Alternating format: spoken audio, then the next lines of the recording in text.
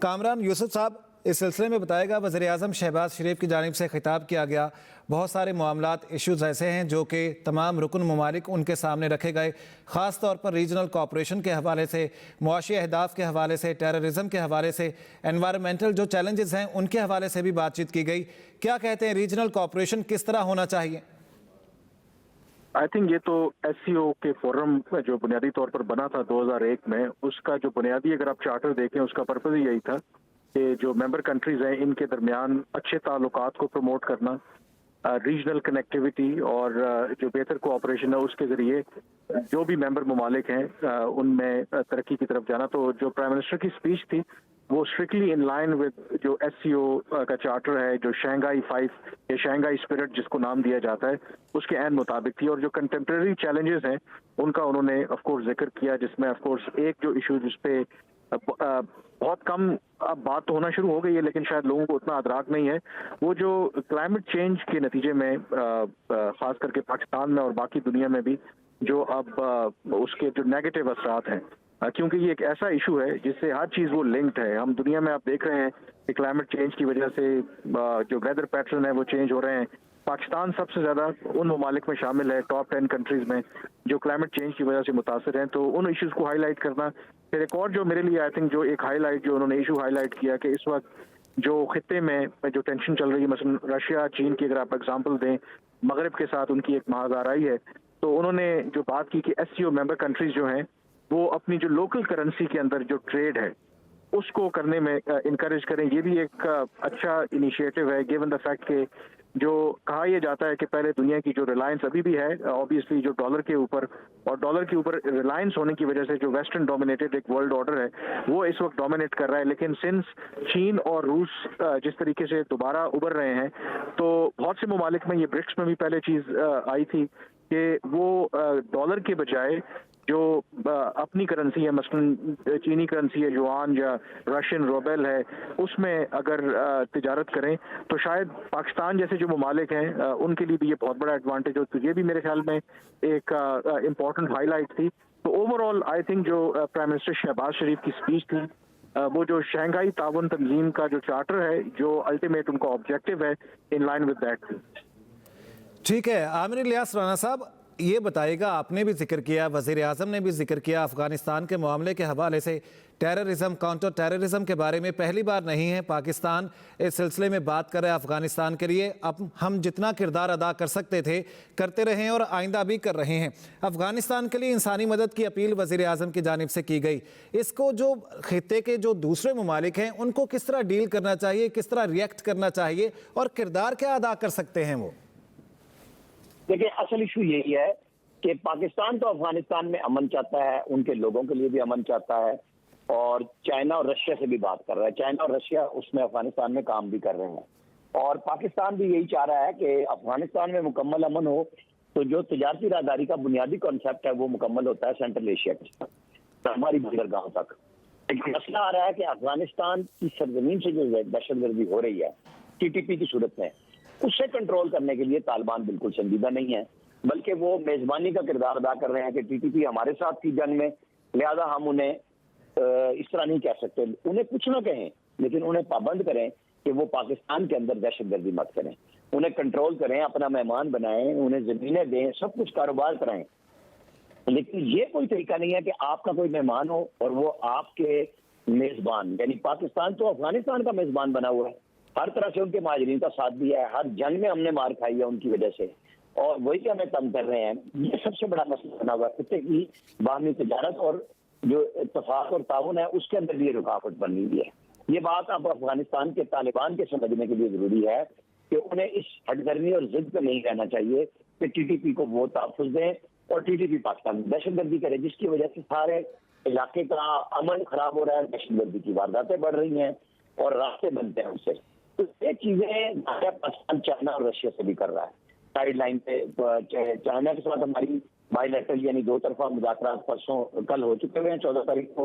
اور 16 تاریخ کو آج یہ جب ہو رہی ہے کانفرنس، تو 17 میں ہماری رشیا کے ساتھ دو طرفہ ہو رہی ہے، بائی لیٹرل مذاکرات ہوں گے، اس میں بھی یہ اسپیشلی اٹھائے جائیں گے، کیونکہ اس کا تو ایک چارٹر ہے کہ اس میں باہمی تنازعات ایس سی او میں نہیں اٹھائے جا سکتے۔ لیکن ہماری یہ اچھی سفارتکاری کا نتیجہ ہے کہ چائنا کے وزیر اعظم ایک دن پہلے آئے کانفرنس سے اور وہ پاکستان کے ساتھ دو طرفہ معاملات پہ گفتگو ہوئی، معاہدے ہوئے اور اب رشیا کے ساتھ ہوں گے. تو اس میں یقینی طور پہ کیونکہ ہمارے لیے جو اس وقت مسئلہ بنا ہوا ہے وہ افغانستان ہے کہ ایک طرف وہ برادر ملک ہے، دوسری طرف وہاں وہ ان لوگوں کو پناہ دیے ہوئے ہیں جو پاکستان میں دہشت گردی کو فروغ دے رہے ہیں. پاکستان کے اندر سلیپر سے بنا کے اسلام آباد میں بھی تھریٹ ڈالا ان لوگوں کی طرف سے آیا کہ ہم اس کانفرنس کو سبوتاژ کریں گے. وہ تو ہماری سیکورٹی فورسز، انٹیلیجنس ادارے، پولیس سب لوگ لگے ہوئے ہیں کہ اس معاملے کو کسی بھی طریقے سے کوئی گڑبڑ نہ ہونے دیں. لیکن سمجھنے کی بات طالبان کے لیے ہے، افغان عبوری حکومت کے لیے ہے کہ وہ ان لوگوں کو بالکل مہمان بنائیں لیکن اپنے گھر میں رکھیں، ان کی سرگرمیاں بین کریں، سختی سے بین کریں. کیونکہ پاکستان جب جواب دیتا ہے پھر معاملات خراب ہوتے ہیں اور پاکستان کا جواب دینا بنتا ہے کہ جب آپ افغانستان کی سرزمین سے یہاں دہشت گردی اسپانسرڈ ہو رہی ہے، وہاں ان کے وسائل موجود ہیں، وہاں پہ ان کو تحفظ موجود ہے، تو یہ چیزیں شنگھائی کوآپریشن کانفرنس کے ساتھ ساتھ یہ ہونی چاہیے اور جو پاکستان کر رہا ہے. اب دیکھنے کی بات یہ ہوگی کہ اعلامیہ جو آتا ہے وہ دنیا کے لیے بھی ہوگا ایس سی او کا کہ ہمارا مطالبہ کیا ہے، ہم جوائنٹ کرنسی پہ کہاں جا رہے ہیں، ہم جوائنٹ بینکنگ پہ کس حد تک آگے جا سکتے ہیں. کیونکہ خطے میں پھر اقتصادی تجارتی راہداری کھلنے کا اور آپس میں تعاون کا تو یہی راستہ ہو سکتا ہے. دوسری طرف ڈونلڈ ٹرمپ جو صدارتی امیدوار ہیں امریکہ کے، سابق صدر بھی ہیں، وہ تو کہہ رہے ہیں جو ممالک ڈالر سے کنارہ کشی کریں گے ہم ان پہ 100% ٹیکس عائد کریں گے. وہ بالکل عالمی قوت ہے، اپنی دھمکی دے، اپنے معاملات چلائے، لیکن ایس سی او کو بھی اور زیادہ پرعزم ہو کے اس میں ایسے معاملات دکھانے ہوں گے اور کرنے ہوں گے کہ ساتھ ہی ممالک آپس میں انرجی کے لحاظ سے، روڈ ٹرانسپورٹ کنیکٹیوٹی کے لحاظ سے ایک ہو سکے. صحیح. کامران یوسف صاحب، آپ نے پہلے ذکر کیا اور الیاس رانا صاحب نے بھی آخر میں ذکر کیا ہے پابندیوں کے حوالے سے، خاص طور پر لوکل کرنسیز میں جب ٹریڈ ہوتی ہے تو آئی ایم ایف کی جانب سے دباؤ کا ہمیں سامنا کرنا پڑتا ہے، امریکہ کی جانب سے دباؤ کا سامنا کرنا پڑتا ہے. یہ کس حد تک ممکن ہے، ممکن ہو بھی سکتا ہے کہ نہیں؟ آئی تھنک آلریڈی یہ تو پروسیس شروع ہے. اگر آپ دیکھیں چین اور روس جو ہیں وہ کئی ملکوں کے ساتھ اپنی جو لوکل کرنسیز ہیں اس میں وہ تجارت کر رہے ہیں. ایسا نہیں ہے. آئی تھنک بہت سے مبصرین کا یہی خیال ہے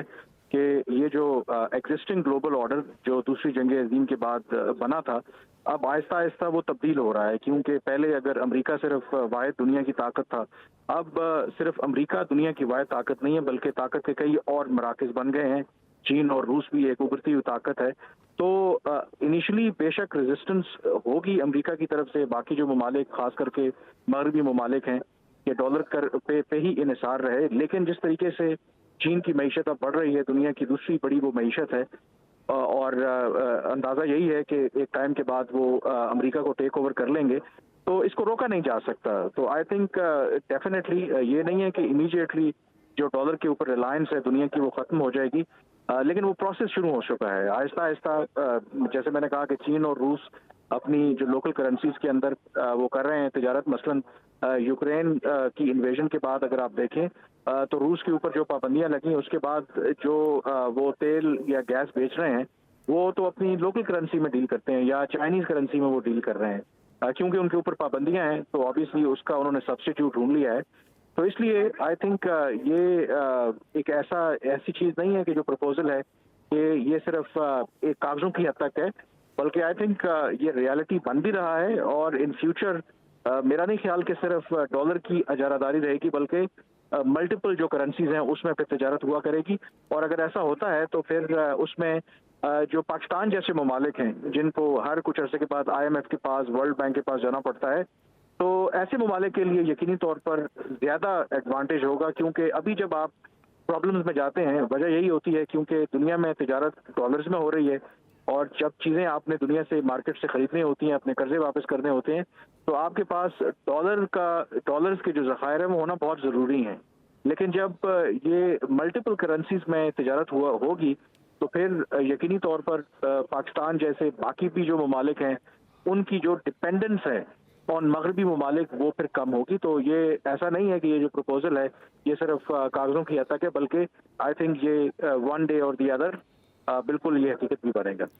حقیقت بھی بنے گا. عامر الیاس رانا صاحب، جو فیصلے ہوتے ہیں، جو اعلامیہ جاری ہوتا ہے یا جو تجاویز پیش کی جاتی ہیں اس طرح کے پلیٹ فارم سے، اس پر امپلیمنٹیشن عمل درآمد کس طرح ہوتا ہے, یہ کس طرح ممکن بنایا جاتا ہے؟ دیکھیے سالانہ کانفرنس کا اہتمام کرنا ہی اس بات کے لیے ہوتا ہے کہ پچھلے سال جو آپ نے اہداف مقرر کیے ان کا جائزہ لیا جائے کہ کس طرح عمل درآمد ہوا, اور پھر جہاں کہیں سست ہے یا مزید کسی چیز کو ایڈ کرنا ہے وہ کانفرنس کرتی ہے اور اگلے سال کے اہداف مقرر کرتی ہے. جو آج پاکستان میں ہو رہی ہے اس سے پہلے بیک گراؤنڈ میں چونکہ یہ اچھی تو ایک بن چکی ہے, اس کے سیکریٹریٹ رکن ممالک ڈائلاگ ممبر ساروں کے آپس میں بات آئندہ سال وہاں پہ بات ہوئی ہے دہشت گردی کے افغانستان کے حوالے سے وزیر اعظم نے بات کی. کینیڈا میں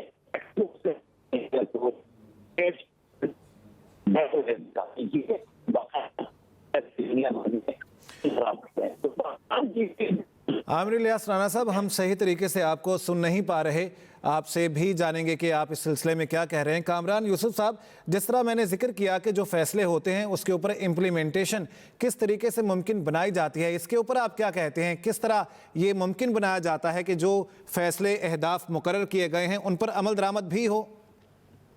دیکھیں ایس سی او کے اگر آپ چارٹر دیکھیں اور اس کا اسٹرکچر دیکھیں تو باقاعدہ طور پر اس کا پورا ایک فریم ورک ہے. مثلا یہ جو میٹنگ ہو رہی ہے council of heads of governments کی, یہ second highest decision making forum ہے. اس سے بڑا جو ہے وہ ہیڈز آف اسٹیٹ کا ہے, پھر کاؤنسل آف فارن منسٹرز ہیں, پھر اس کے اندر کئی اور ایسے فورمز ہیں جس طرح کاؤنٹر ٹیررزم کے لیے باقاعدہ طور پر ایک کاؤنٹر ٹیررزم کا ڈپارٹمنٹ ہے. تو اس لیے ایسا نہیں ہے کہ یہ جو میٹنگز ہوتی ہیں باقاعدہ طور پر پھر اس پر عمل درآمد کے لیے ایس سی او کے پلیٹ فارم کے تحت اس کا فریم ورک موجود ہے.